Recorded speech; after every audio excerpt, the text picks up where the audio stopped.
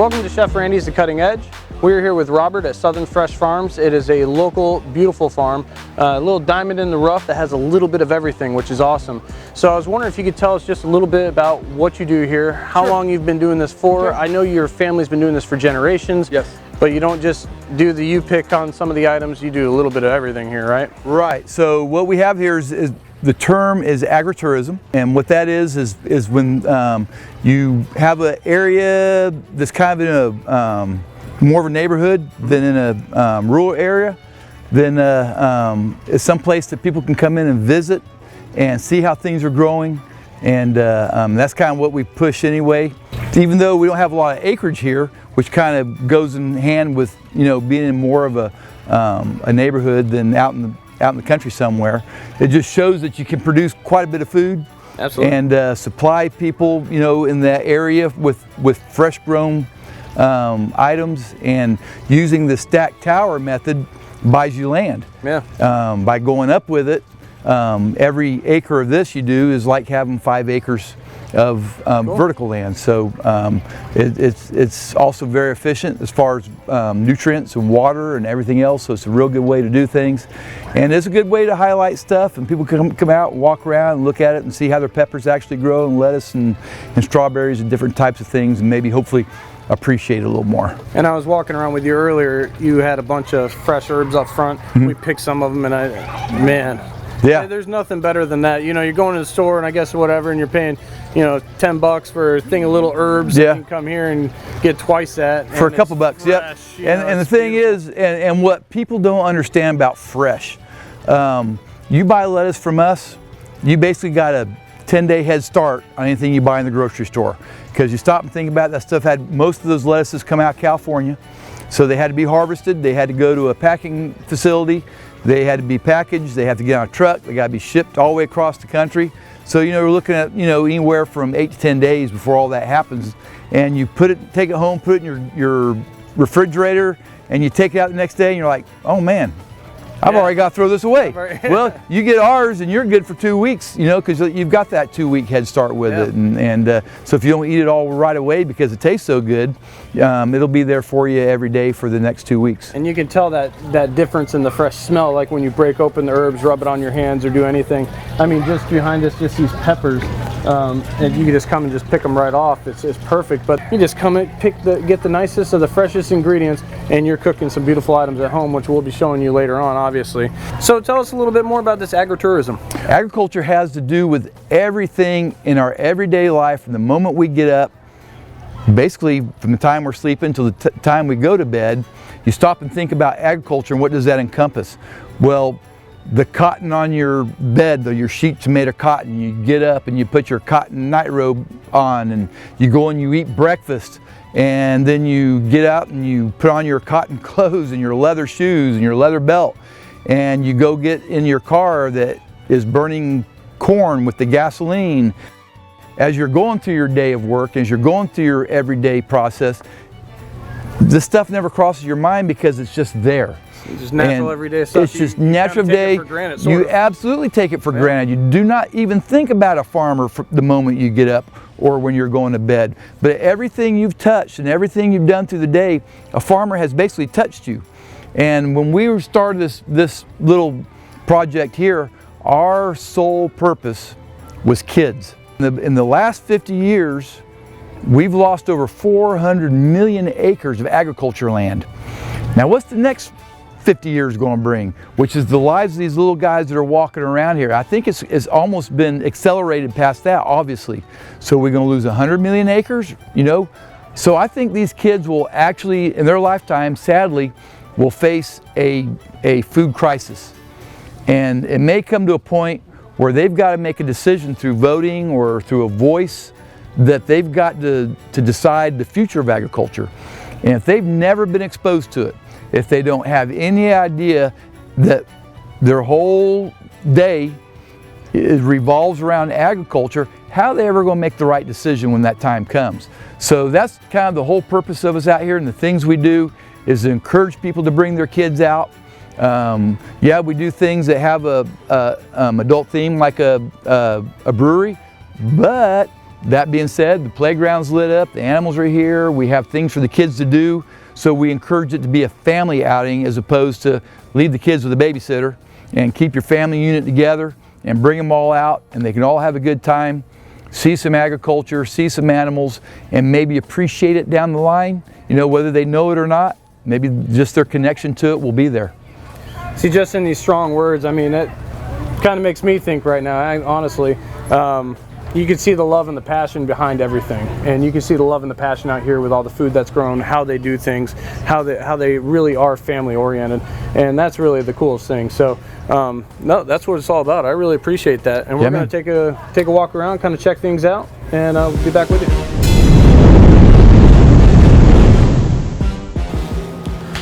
Welcome to Chef Randy's and Cutting Edge. So we were at Southern Fresh Farms, obviously, and what a great time. I didn't know this little gem was out in the middle of anywhere, and it's inland, but you still feel like you're on some kind of resort. You can get some awesome products from there, and like he said on there, I believe you lose a lot of time, like if you get your lettuce or if you get anything else. And I actually went there this morning with my wife and kid, and Layla loved it. She loved seeing all the little goats and all this other stuff. The weather was awesome this time of the year, but we picked tomatoes. She can't quite walk yet, but she watched us pick the tomatoes. We got a couple jalapenos to you know, purple cauliflower, to pretty much anything kind of out there you can get. But you definitely got to check this place out. And so what we decided to do is make something kind of like a little bit easy. It's just like a zucchini pasta. Everybody likes to eat a little bit, you know, health conscious these days. So we're trying to do something a little bit like that. Instead of using pasta, we're going to use zucchini. I'm going to show you how to cook that. We'll give you the ingredients, how to make a homemade tomato basil sauce, and then you know, we'll throw something together, and it takes no time at all. So I'm going to show you real quick.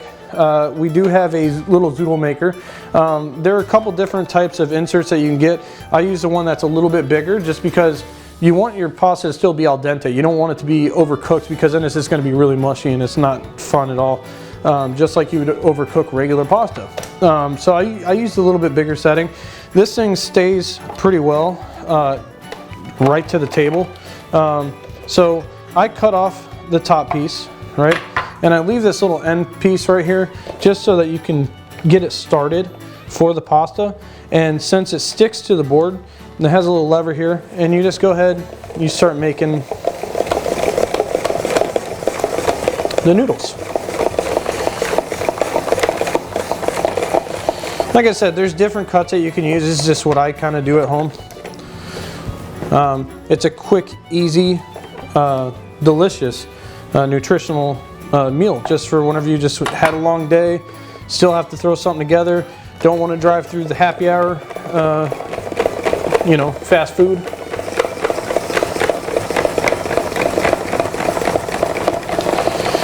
And depending on how many people you're doing it, I mean, this is probably enough for about two to three people at this time. We're just going to do one more.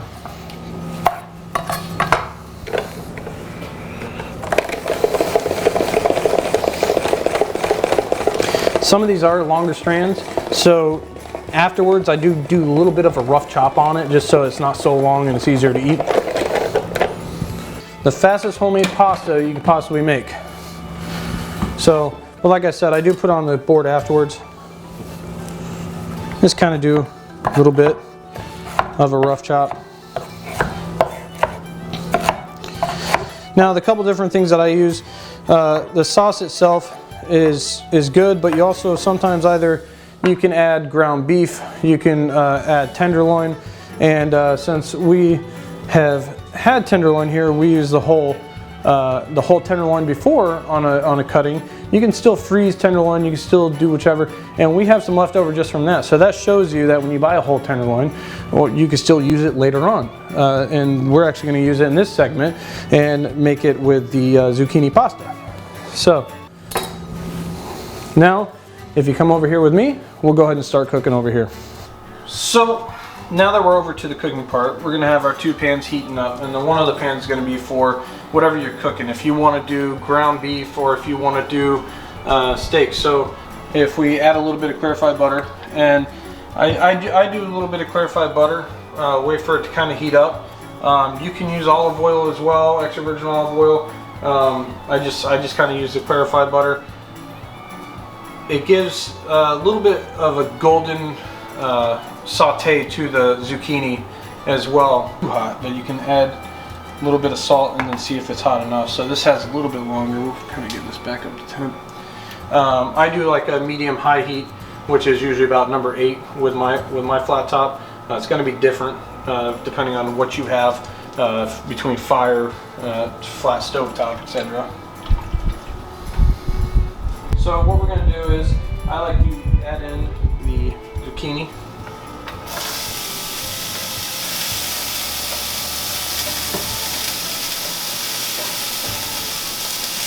And you kind of want this to be a little bit of a quick process, just because, like I said earlier, you don't want to overcook the zucchini. And so just kind of mix up a little bit.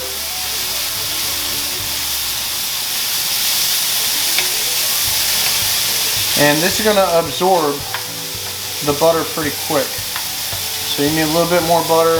Then we're going to add a little bit of salt, pepper as needed. And you're going to get a lot of the flavoring as well from the tomato basil sauce.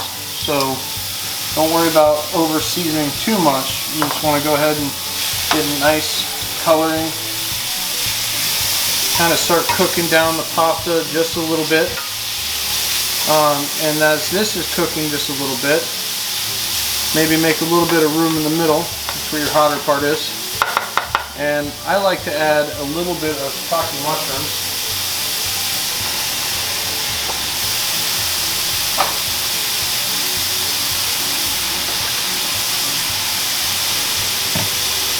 Do a little bit more seasoning here.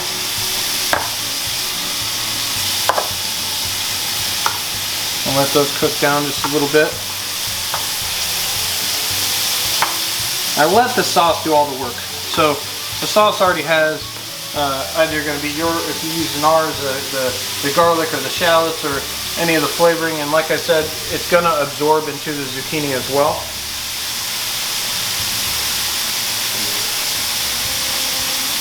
And we're going to start cooking the filet meat at the same time. And this is left over from a whole tenderloin that we did before. So we're not having really any waste in anything, and you're making another whole meal out of it.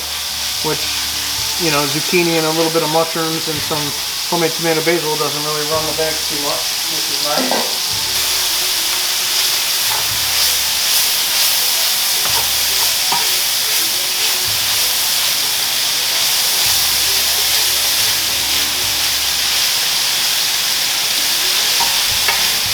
You see it's starting to cook down just a little bit. And as you get to this stage is when you want to start adding your sauce. So your sauce starts to absorb into the noodles at this point.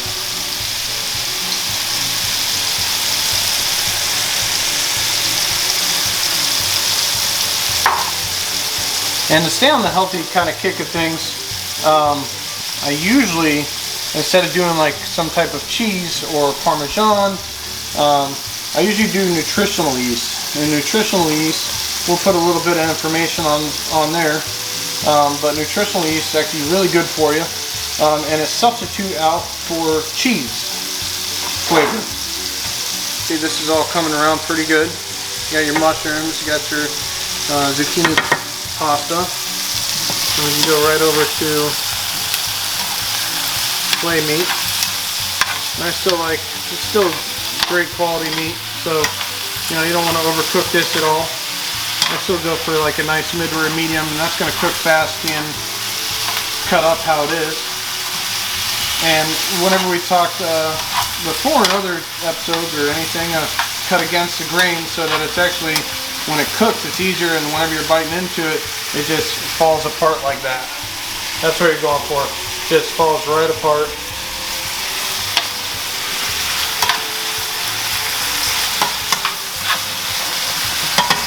We're going to turn down the heat just a little bit on the pasta.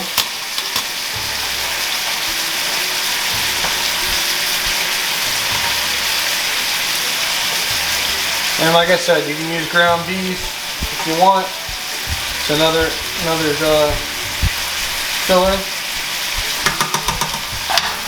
I'm going to start adding tender one. Just going to pick it up from the pan. And then this will start absorbing the sauce just a little bit as well.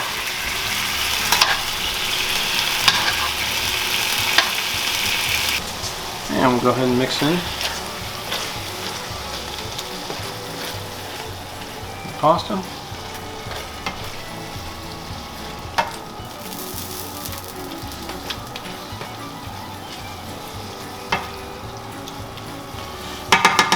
And like I said, you don't want to have the noodles overcook too much. You still want al dente, so they still feel really nice. So we're just going to keep this heating just for a little bit. And then just take a couple things that we picked over there. I'm just going to add it on top. Cut a couple tomatoes in half and add it on top for color.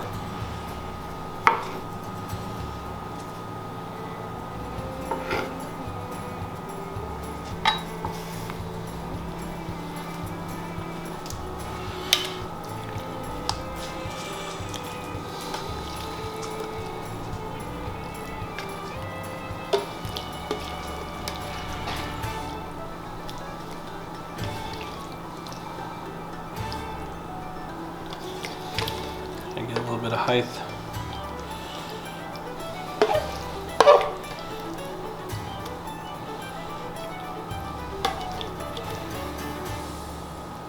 we go.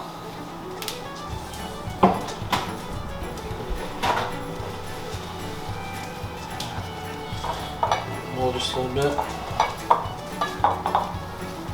Like I said, you can either add Parmesan or something of that nature. I like to use a little bit of nutritional yeast. You can actually just sprinkle it right on top. Adds a little bit of color. And then some of the tomatoes that we actually got from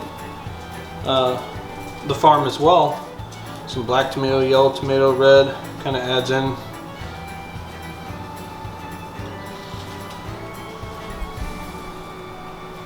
little bit of a different texture as well.